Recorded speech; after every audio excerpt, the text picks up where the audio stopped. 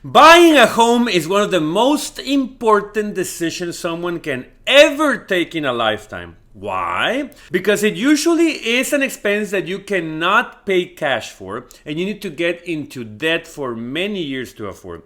Is this the best time for you to buy a home? In this video, I will discuss the different reasons why you should hang on into buying your next home in 2022 and when is the best time for you so you keep most of your money, so stay tuned.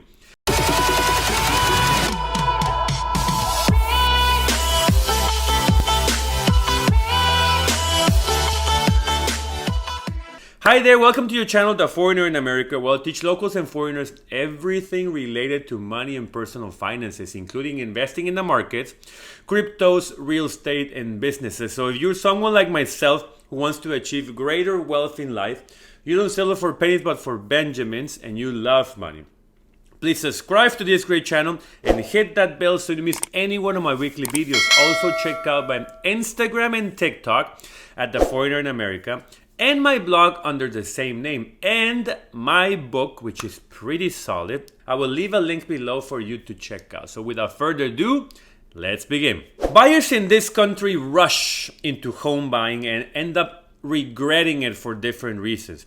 If you bought a home already and you're happy and pleased with the decision, good for you. But for the rest of the people who are still struggling to decide if this is the best time to buy or keep renting another year, hear me out. It was reported that buyers reported four major issues. 40% said they were overwhelmed by the amount of maintenance the property required. 32% said that the home was too small or was missing things they needed. 28% said their mortgage payment was too high. And 24% worried their home was a bad investment and too expensive. Let's analyze this and tell you what you should do to avoid being one of these guys. First, being overwhelmed by maintenance. Let's face it, houses are expensive to buy and expensive to keep up with. The older the property, the worse. The inspection helps with visual details, but it hides a lot of the problems in the future, so there's not much a guy can see and predict.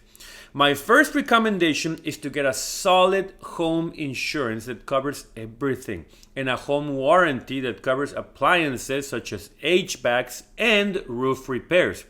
The most expensive items in the house are roofs, floors, plumbing, and electrical, and appliances. So if you get two policies that cover most of all of these items, you can sleep better at night. The other thing is you need a maintenance reserve for the house. How much money on the reserve? Well, it depends on the age of the house and the deductibles of your insurances. You should be able to cover all deductibles and things out of the coverage. So, second problem is the house being too small. Well, if that is what you could afford and you didn't want to rent for another 5 years, that's the least of your concerns. Being in a small place doesn't cost you money, it's just uncomfortable. Make sure you buy bedrooms with a lot of drawers so you can fit your clothes, and also do a general cleansing of the house. If you have 1,000 things in the garage, living room, dining room, and closets that you don't need, you will feel the house is way smaller than it really is. Do a garage sale or donate a bunch of stuff you don't need, and you'll see that the house becomes bigger all of a sudden. Also, when the place is disorganized, it seems smaller than it is. Be cleaner and throw away everything that is not used and is only taking space.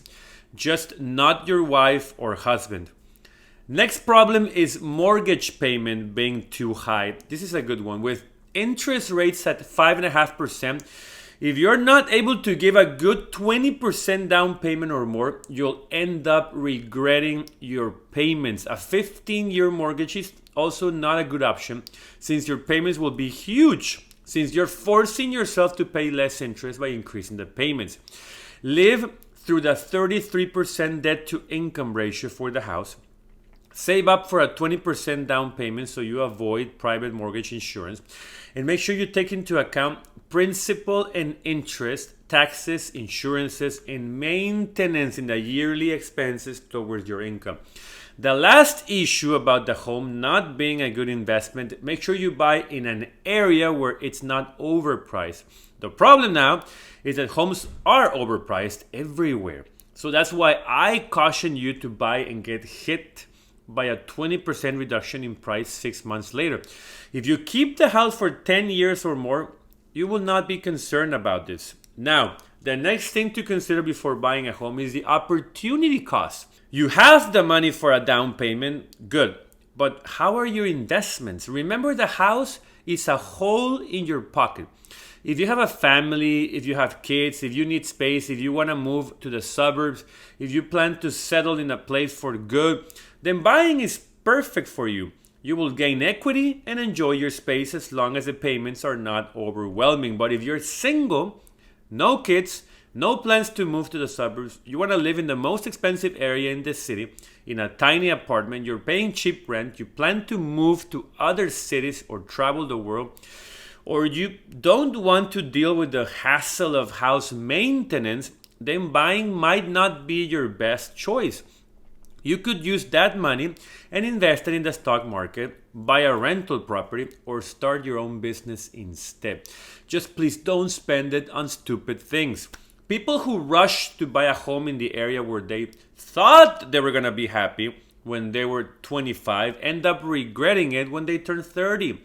Same for people who buy when they're 20. You might want to be closest to the bars when you're in your 20s and single, but now that you have a girlfriend and you're 30, maybe not much. Also, some areas are thriving one decade and then they go down and die. That's one of the beauties of renting and owning rental properties. You keep investing and multiplying your money using leverage, but you have the option of living in the best area every time paying cheaper rent. Just consider buying a home is like getting married. I'm not going to come up with the cheesiest comparison just to make you laugh, although it's kind of funny. When you get married, you are enthusiastic, happy, and in love. There is a 50-50% chance that the decision of getting married will be fine in 5 years, or it could turn into your worst nightmare with a divorce and a lawsuit. Buying a house is the exact same thing. People get their house enthusiastic and happy. After 5 years, 50% regret it and 50% say it was the best thing they did. Which one would you rather be? Allow me to give you my 2 cents in my foreigner insight for this topic. To ensure you last in your marriage, you do certain things like knowing the person, knowing the family, handling the negatives, testing things, asking questions, setting expectations, etc. When you buy a house, you need to do the same thing. You cannot go and blindly marry the first person that comes up in your life, and you cannot buy the first house you think you like. Hire a realtor, go see 20 or 30 properties, run the numbers, do an inspection, and bring an expert with you that can assist in looking for red flags. Buy from a good builder. Talk to people that bought from the builder before. Have a maintenance reserve. Get the best insurances you can afford. And do not buy more house than you need.